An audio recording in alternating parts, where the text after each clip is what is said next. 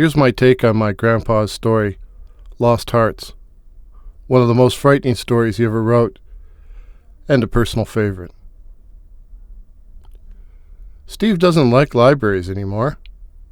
He won't even go into a bookstore if he can help it. It wasn't always this way. Before he was 16, Steve liked to hang out at his neighborhood branch, looking through the books and magazines, or playing games on the computers, sometimes even doing homework. And when he got his very first job as night cleaner at that very library, he was really pumped. Not that there weren't any snags. For starters, the job paid only a little more than minimum wage, and it wasn't full-time. The hours weren't great either, as he wasn't allowed to start until the library was closed.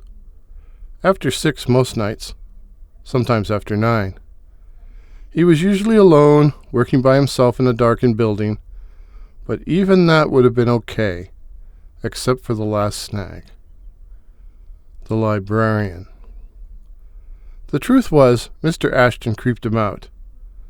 He was nice enough, but Steve felt he was always staring at him from beneath his bushy eyebrows, like he was trying to read his mind. "Is this your first job?" he asked. Fair question, and Steve had answered politely. But then the librarian had said, "So, you've just turned 16, have you?" This seemed a little strange, but Steve answered, figuring the guy was probably just trying to make conversation. "I'm sometimes in the building after hours working. I hope that won't disturb you in your cleaning." Steve reassured him it was no problem, but really, he didn't like it. Mr. Ashton was usually in his office, not out in the book stacks, but Steve still felt like he was watching him. Not that he was a slacker, but he didn't like the idea of anyone spying on him or his work. But there were other times Steve was happy for a little company. A library can be a strange place in semi-darkness. Steve sometimes heard strange voices, and sometimes saw things out of the corner of his eyes, things that weren't there when he looked at them directly.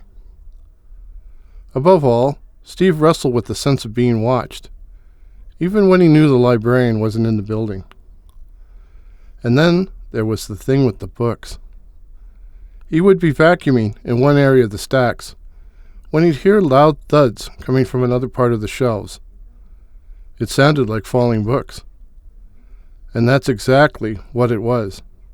For upon investigation, Steve would always find a pile of materials on the carpet, as if someone had taken an invisible hand and cleared the deck. Strangely, this cascade of books always happened when Steve was alone in the building, and worse, always in the same Dewey section. 364.1523. The books about murder. The only logical explanation was some flaw in the shelf, so eventually Steve told Mr. Ashton about it.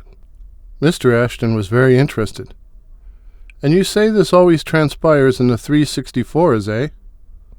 "Yeah, you know, books about serial killers, stuff like that." "How very curious. I'll just make a note of my book, so I'll remember to tell maintenance to check the shelf." But whether maintenance checked it or not, the books continued to fall when Steve was by himself. But the worst were the voices. Steve had to clean several corridors in the basement, and every time he went down, he could hear whispering. The first time he made a point of checking all the rooms. He found no one, but noticed that the sound stopped while he was exploring, and started up again as soon as he went back to work. Sometimes he'd stop dead and listen, trying to make out what they were saying, but the voices were just too faint. Finally he gave up, but always made a point of cleaning the downstairs as soon as he started his shift. It was midsummer when Steve had the nightmare. In his dream, Steve saw himself inside the darkened library. None of the lights were on, the only illumination coming from the rays of the full moon pouring through the skylight. But in spite of the gloom, He was vacuuming in the stacks. Once more he heard the thud of falling books, but this time when he hurried over to the 364s, he found more than books. A girl stood there, looking at him. Steve's impression was that she was blonde, but the thin figure was so gray, so faded and insubstantial, he couldn't be sure. He was about to speak when he heard a strange, ethereal moaning. And then she was gone, flitting madly through the stacks, as if she could pass right through them. Steve attempted to follow her, only to find she had completely disappeared. And then he heard the moaning again, coming from the basement.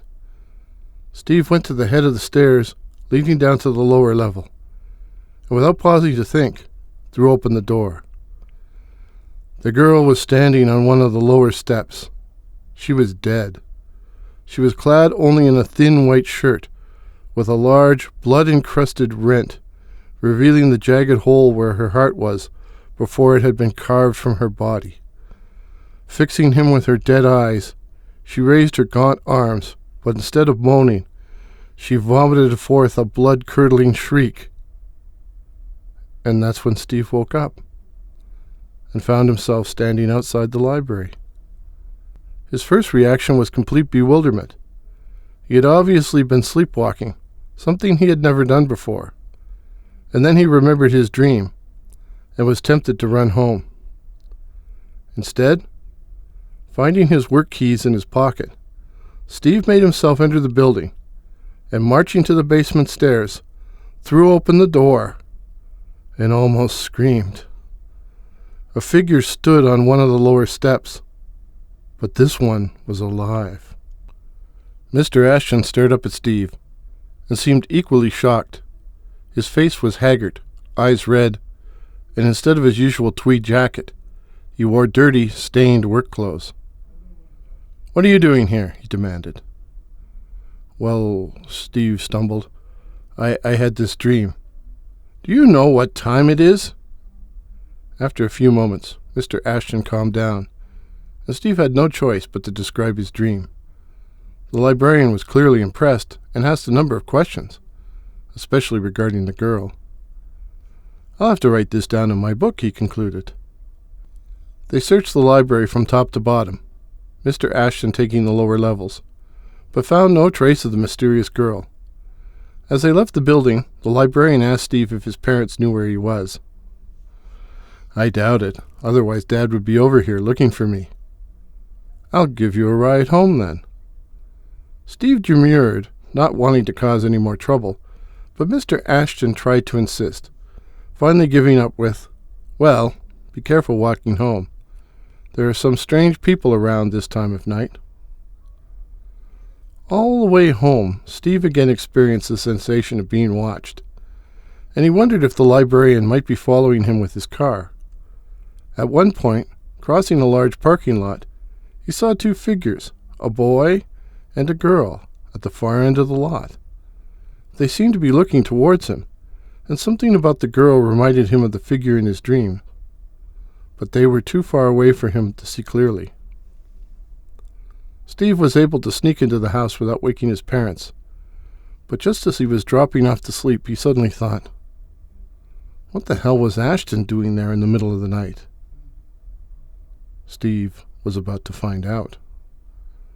One afternoon, Steve was dropping off books for his mother when the librarian beckoned him into his office. "Do you like your job, Stephen?" Mr. Ashton asked. And when Steve said yes, the librarian continued, "Unfortunately, I'm not sure I like the job you're doing." Steve was thunderstruck, but recovered to ask what he was doing wrong. "I think it would probably be better if I showed you," Mr. Ashton continued. "You start tonight at 9, correct? Well, I'll be here, and we can go over everything then. I could take this up with the cleaning supervisor, you know, but I don't wish to get you into any trouble. After 9, then? Good. And Stephen, I wouldn't say anything about this to your parents. Your mother, the delightful woman, was in here the other day and asking me if you were doing a good job, and, well, I didn't have the heart to tell her the truth. But I wouldn't want her to think that I lied to her. I'm sure you can understand that. So Steve didn't tell his parents. He told Gino. I'm not sure I trust this guy, eh? So I want you to call me on my cell around 9:15. Ask me if everything's okay, and if I say, okay, you'll know everything's cool. And if this guy wants to know who you're talking to, Gino said, just tell him your old friend Gino, who you're going to meet after work. Then if he was planning on trying anything, he'll realize he'll have to change his plans. Gino, you're a genius. Damn right I am, Gino said modestly. But what should I do if you don't answer? Call my folks. Not the cops, my folks. But in the end, Gino did in fact call 911. It was dusk when Steve walked over to the library, and the darkness seemed to increase the closer he came towards the building. Library business was slow on summer nights, so Steve couldn't see any cars in the rear parking lot. But what he did see were two figures that appeared to be waiting for him, a boy and a girl. He had seen the girl before, at least in his dreams. The boy was similarly dressed, clad in a torn and blood-drenched shirt, which failed to hide the dark, puckered hole on the left side of his chest. Both figures were frail, almost ghostly, but they both radiated a sense of hunger, longing, and sheer hatred. They both began moaning, the sound so awful that Steve clamped his hands over his ears, even though he realized the noise was in his head. And then they were gone. Steve quickly hurried inside, and at 9:15 Gino phoned and got no answer. He phoned the police. He was afraid to phone Steve's parents.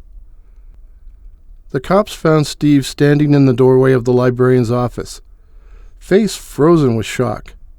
Ashton was sitting behind his desk, stone dead, a look of terror and agony carved into his features, and a huge hole carved into his torso, the left side of his torso. Ashton's heart was missing. It was never found.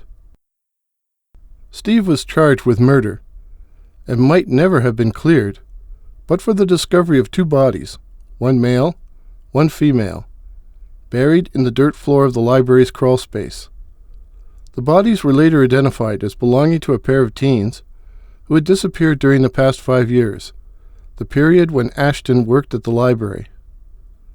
Both corpses had gaping holes on the left side of their chests. Their hearts were never found. While it was assumed Ashton had killed them, the assumption was never tested in court. And as for who killed the librarian, Steve told what he saw, and ended up spending 3 weeks in the psych ward.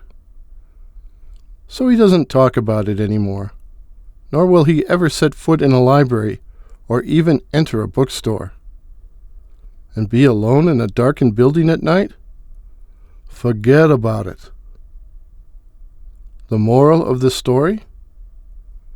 Who says librarians are heartless?